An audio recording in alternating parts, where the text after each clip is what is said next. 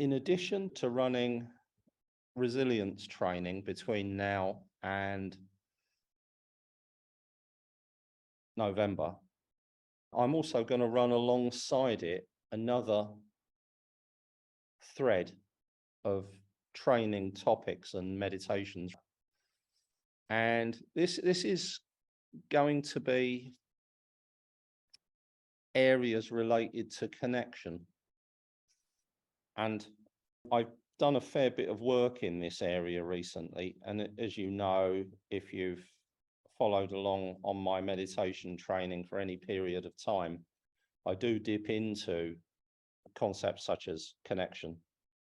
And connection means different things at different levels in meditation. There's a kind of micro level, which is the way into connection, which is through the present moment. If we're not here, we're not connected. Simple as that. You're, you know, where we are, wherever we happen to be. One of the meditations that I've been doing reasonably regularly recently, which I've rediscovered, is the original Eckhart Tolle's original inner body meditation. And when we do that, if you remember, what we do is we focus internally, and the place in the body that most people find the most comfortable is in the chest. So we're actually allowing ourselves to be aware of the sense, the space in the inner body. And you know, for some people that means that you're aware of your heart rate, but but for other people it doesn't. And it doesn't really matter what we're not trying to observe the workings of our internal organs. What we're doing is focusing inwards, actually physically inwards. So it's not just inwards as in noticing what the mind's got to tell us today or what emotions pop up. As well as that, we're looking inwards and actually bringing our attention into the body.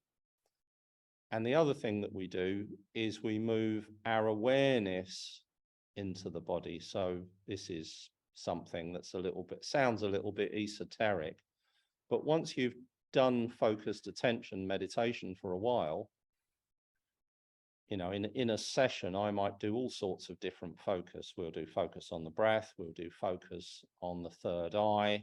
We'll do soft focus. We'll do sharp focus. We'll do open focus. We're aware of the space around us. Open awareness. We're aware of all the sound that happens to arise anywhere that we can hear it. And all of these various different sorts of focus eventually help to bring you to the awareness that not only is there what we observe, the object, there's also that which is doing the observation, the subject. And we also learn that we can move its location. For example, when we do the inner body meditation, we're moving our awareness that's aware of our experience into the body. And the question then arises, where was it before that? When we move our attention into the present moment, the question arises, where was it before that? And for most new meditators, without a doubt, even if we do soft and gentle introductory focused attention meditation like I teach, I make it as soft and gentle as I can. It's still a struggle. So what's going on there? There are these default experiences where we are not in our body and we're not in the present moment. When we're in our minds, for example, I'd say most of us don't really know where we are. We're in a narrative. We've created a scenario and we're in that. So basically it's an imaginary world. And we know from the famous study by Dan Gilbert and Matt Killingworth that I've mentioned a few times. A wandering mind is an unhappy mind. That was the name of the article where they presented their findings. And we know from that 50% of the time, on average, people's awareness isn't in the present moment. So we're both physically not in our body. There's not a sense of being in our body in terms of physical location. And then also in time, we're not in the present moment. So most of our lives are imaginary. One of the things that happens over time is as we develop an expertise, this is all mental training, basically, we develop an expertise, we become more aware than when that's happening. And it isn't so much that you notice it every single time, but more that you notice it if it happens a lot. So let me give you my example. My personal example is a thing that I noticed I was doing a lot at one point when I was teaching, which is rehearsing what I was going to say at the next class. Here's a perfect example, the retreat. So I'd be, I'll say this and I'll say that. And I discovered after a while that's really unhelpful. And one of the reasons for that is because you get there on the retreat on the day and you've got this diverse group of individuals. And even if you probably know everybody or most of them, you can't predict what the dynamic's going to be like. And then also there'll be questions and you can tell when people are focused on something and they're engaged and when they're not. So if they're not engaged, what you actually want to do is re-engage them, and that might result in having to divert away from what you'd originally planned. And so I learned that for my case, it wasn't helpful for me to do this rehearsing. And so what I did is I squished it using the noting unhelpful thought patterns practice. I notice myself going into that sometimes, even now, after all these years, of squishing the scenario creation part of my mind. And I largely do that because it's unhelpful. If I want to rely on intuition, the sort of intuition that pops up in the middle of the night where I wake up and write something down, or early in the morning, like happened this morning, I gain a lot more benefit from that. And it's a lot more instructive and insightful, valuable and wise than the narrative running in my head about what I'm going to say and what I'm going to do.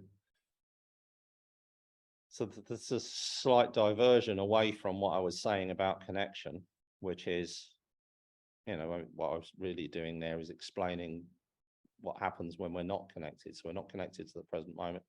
We're not connected to our physiology.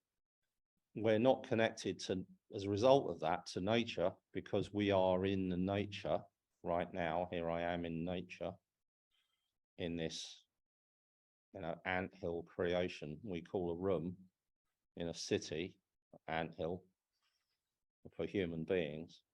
And so I'm in this nature and I'm not connecting with it if I'm in my mind and I'm in the past and I'm in the future and I'm not in my body.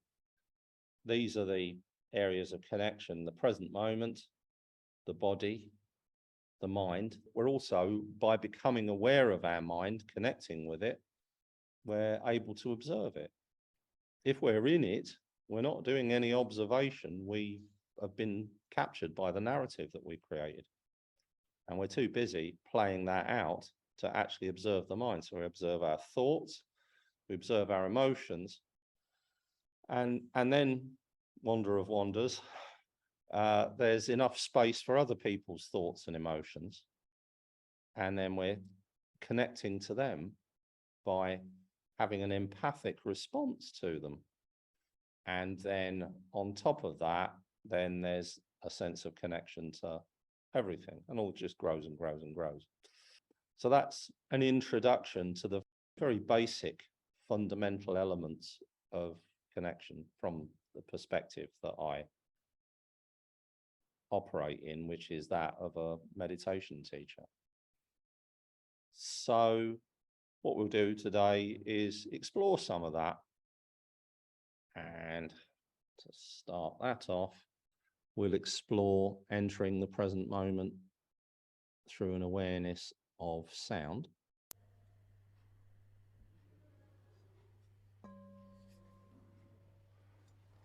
Like this.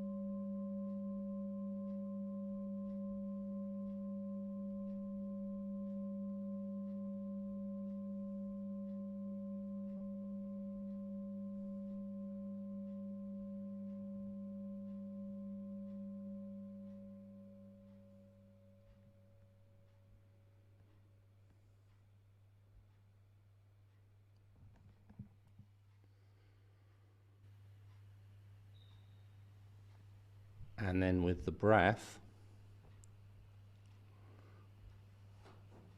there's an awareness of the movement of the breath through time. And there's an awareness of the movement of sound through time.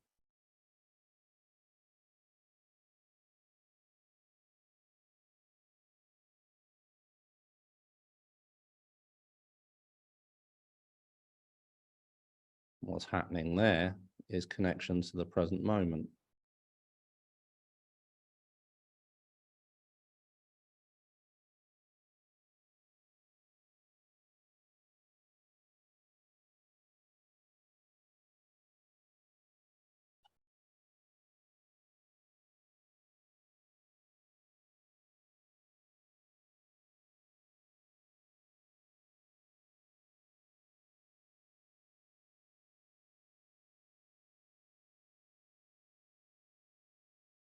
So, and there's this connection to sound itself, which is the process of becoming comfortable with sound, especially if it's the sort of sound that we sometimes feel is unsatisfactory. Could be traffic, airplanes, voices.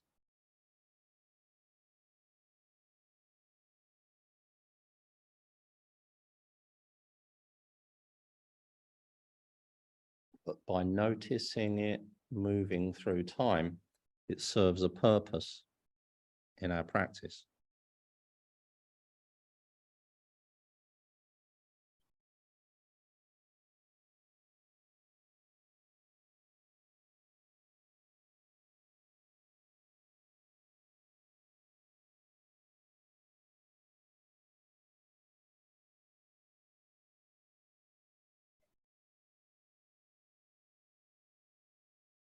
And habituation is the process of getting comfortable with something. And many, many modern world and mind dwellers find certain sounds unsatisfactory, and that brings an emotion with it. It's a feeling in the body.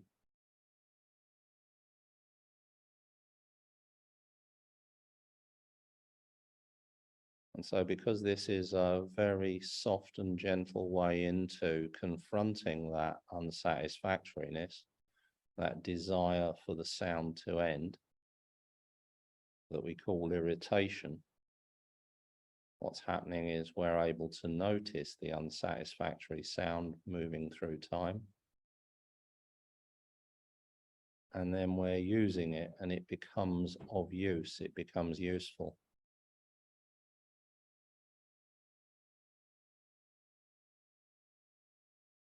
Useful as a tool to notice the passage of time, which brings us into the present moment, and also useful as a way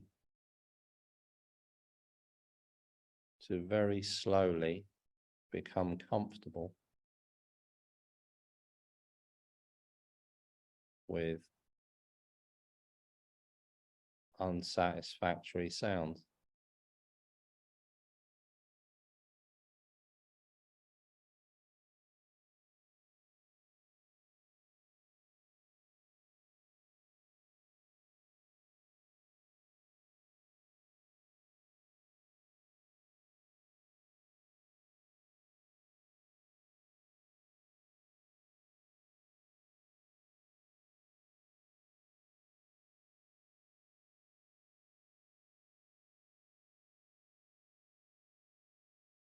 So human beings exist in space-time.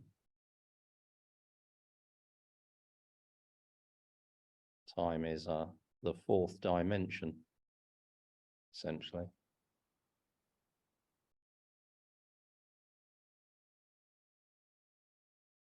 And so when we become present and we're aware of the passage of time, we then find ourselves positioned in time, in the present moment, and we can notice the movement, the flow of experience past our awareness.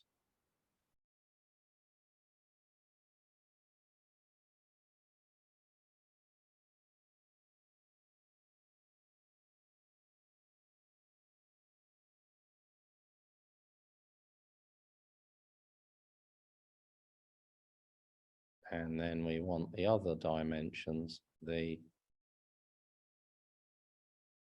physical dimensions of space, and we want to position ourselves in that space, which is where the inner body meditation comes into it.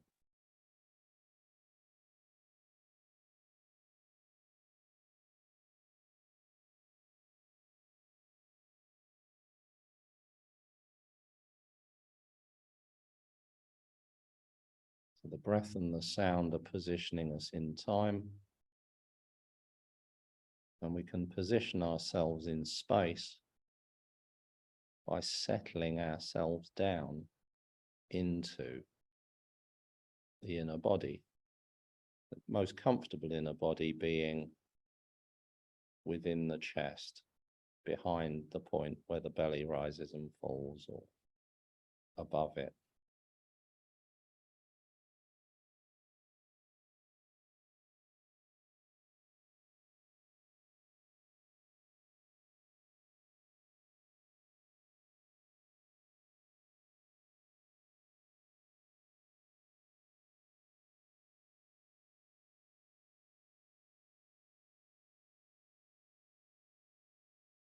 So bringing our awareness to the inner body, the space in the chest.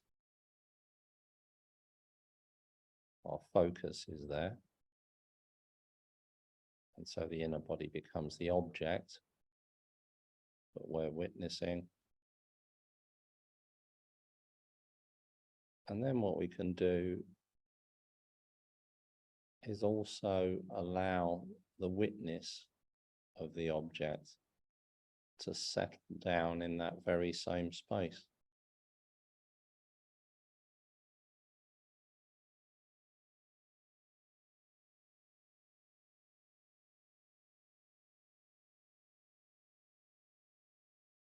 So this is a process of settling down inside the body, relaxing into the body.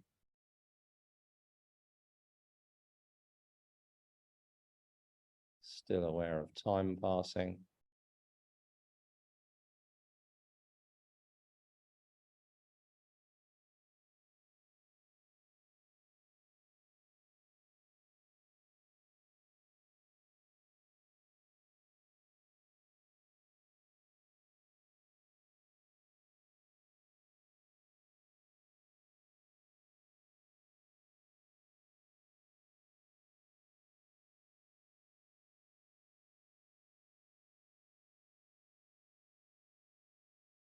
And then we're present and calm and relaxed.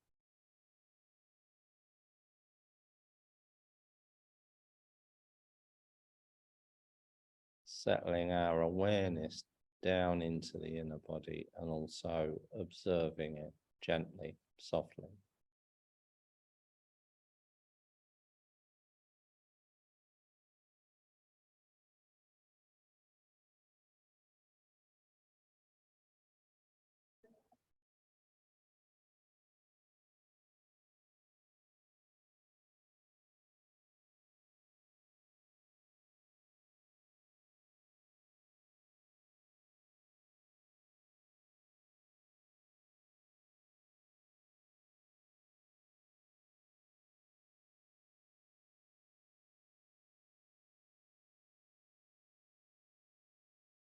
And although you may drift away, this is quite an easy practice to return to.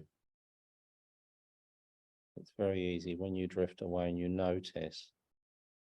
It's an easy practice to settle, to relax back into the inner body.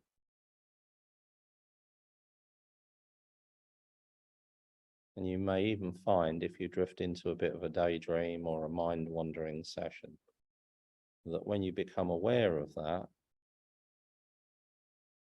you're still essentially positioned in there within the inner body.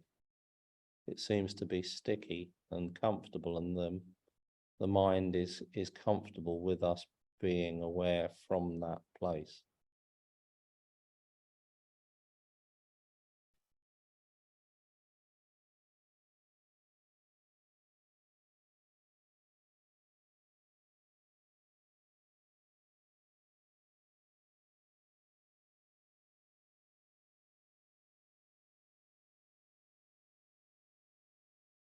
And if your mind wanders into semi-sleep, your goal is to stay there in that half awake, half asleep place. It's not to drag yourselves back to presence. Like walking along a beach, a very flat beach with the tiny waves. Big waves reduce and they become ripples, and you're walking along the waterline. So sometimes your ankle's underwater and sometimes it isn't. Sometimes you're in the semi-sleep state and sometimes you're in the semi-waking state, and you're not forcing yourself, dragging yourself back. You're just staying there.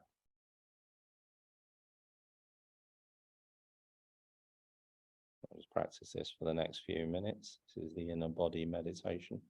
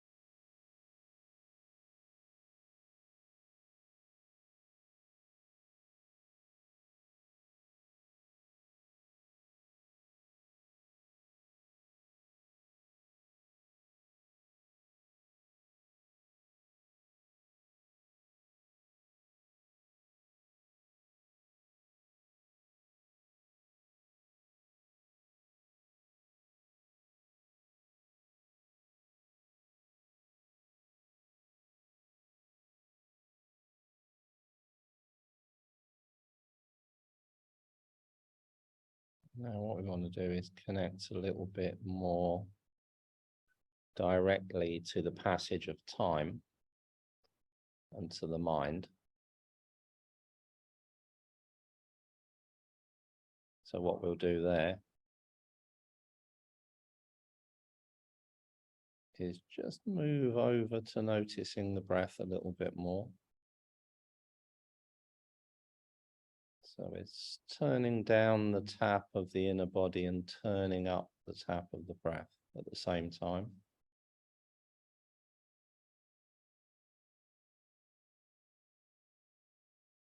So that focus on the breath becomes the focus of our attention. Could be the nostrils, could be the belly, whatever's more convenient for you.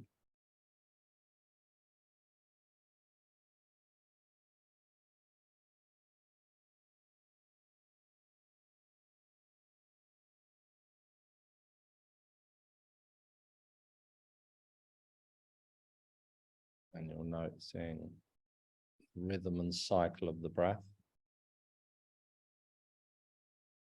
The breath rising and the breath falling.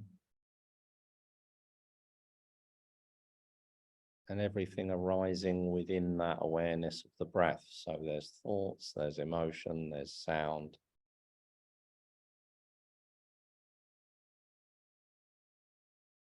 There's a sensory experience of now how you feel. Comfortable, uncomfortable, cool or warm, tired or alert, relaxed or tense, whatever it might happen to be.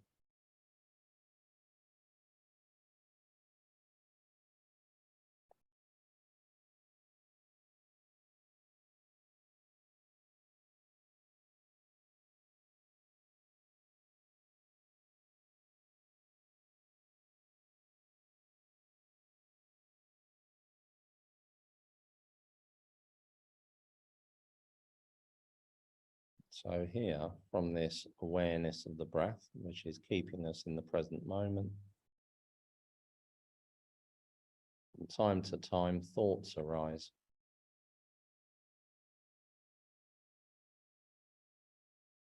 And when a thought arises, all we do is acknowledge it.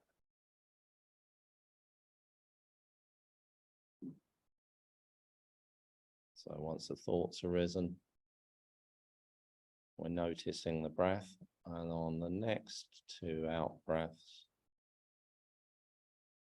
first out breath, we say in the mind thinking, second out breath, thinking.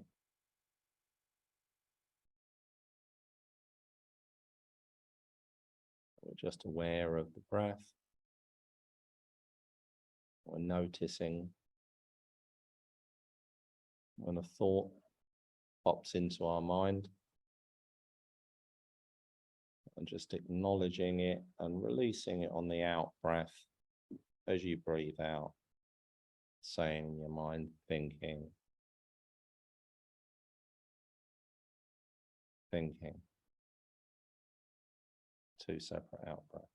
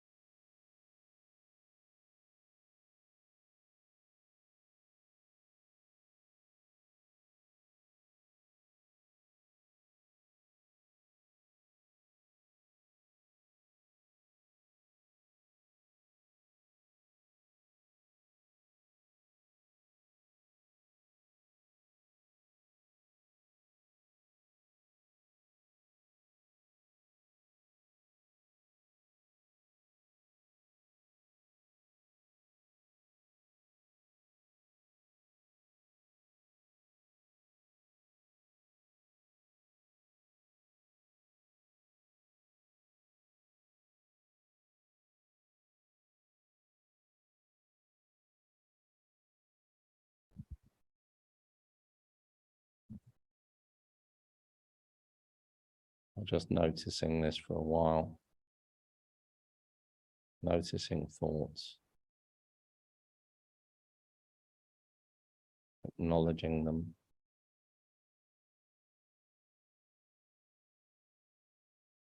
Return to the breath.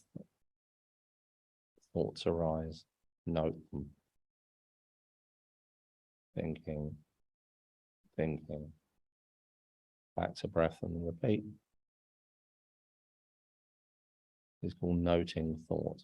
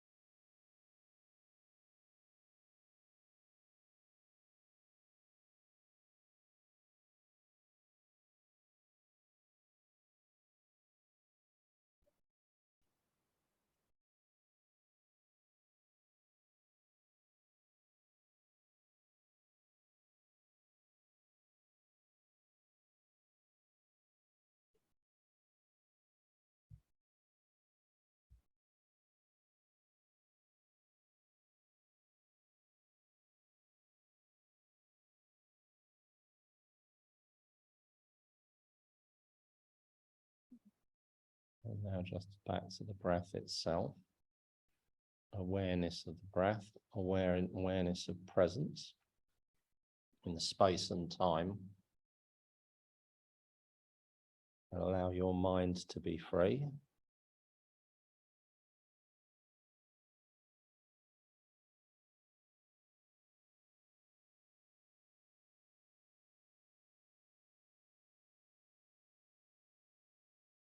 And for me, part of that option for freedom is I maintain this awareness in the inner body.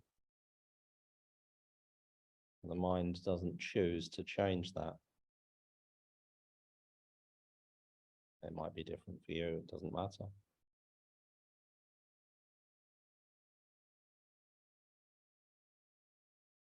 And what we can do is slowly open our awareness, very slowly, like the petals of a flower opening. No rush, no time scale or expectations. And allowing sounds to move into your awareness from around you. People's voices, traffic, wind in the trees, birds, airplanes.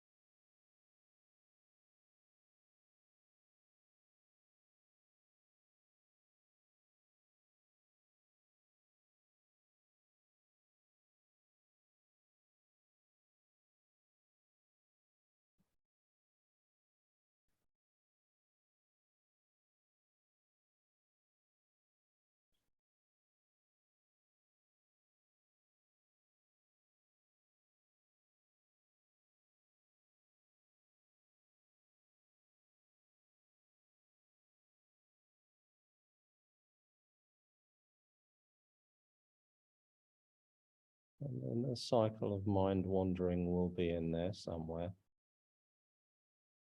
drifting you into a scenario,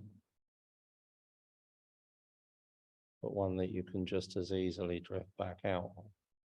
And this is essentially mental training for the day.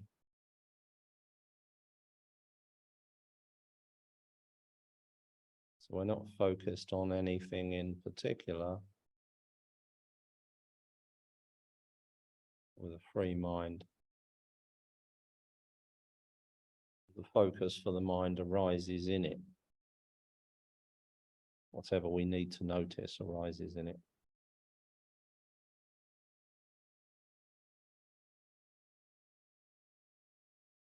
And if it's scenarios consistently arise in it, we can release them consistently.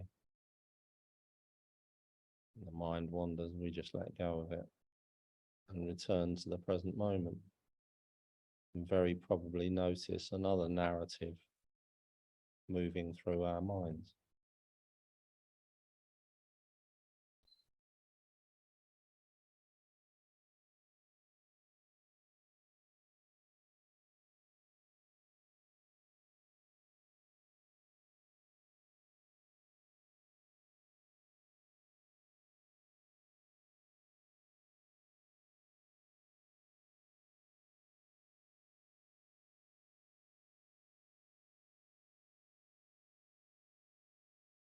And we can gently re-anchor ourselves to the breath.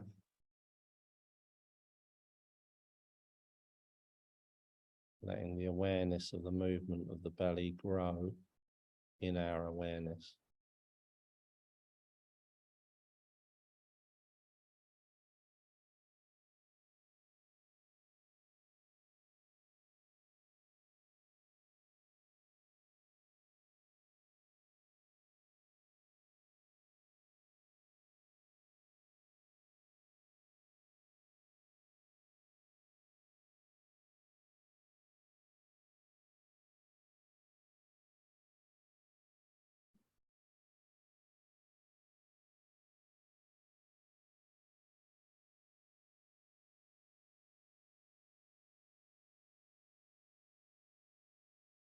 Just noticing time passing through our awareness of the breath.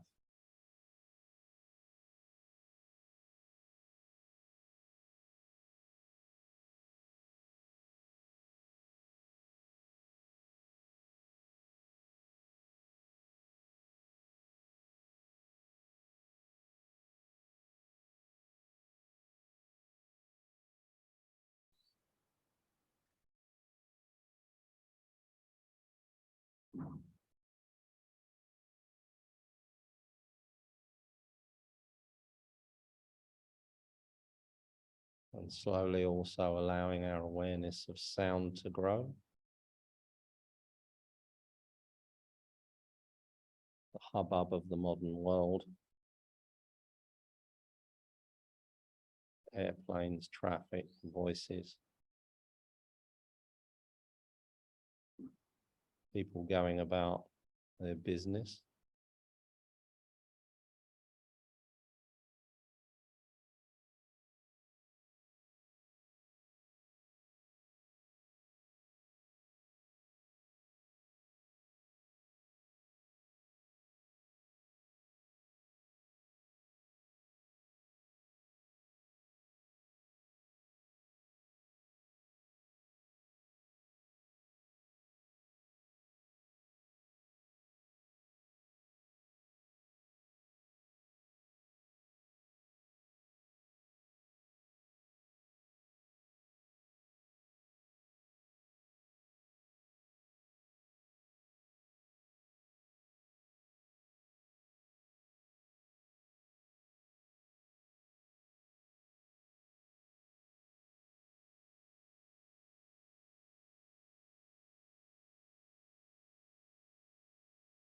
So what we do this time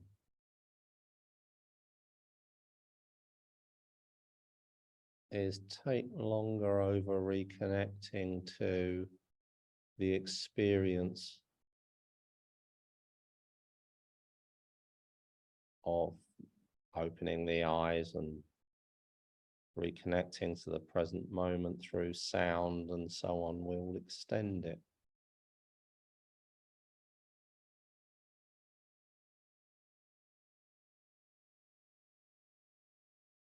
Our returning our attention to our surroundings process, just allow it to creep back in very, very slowly, very gently.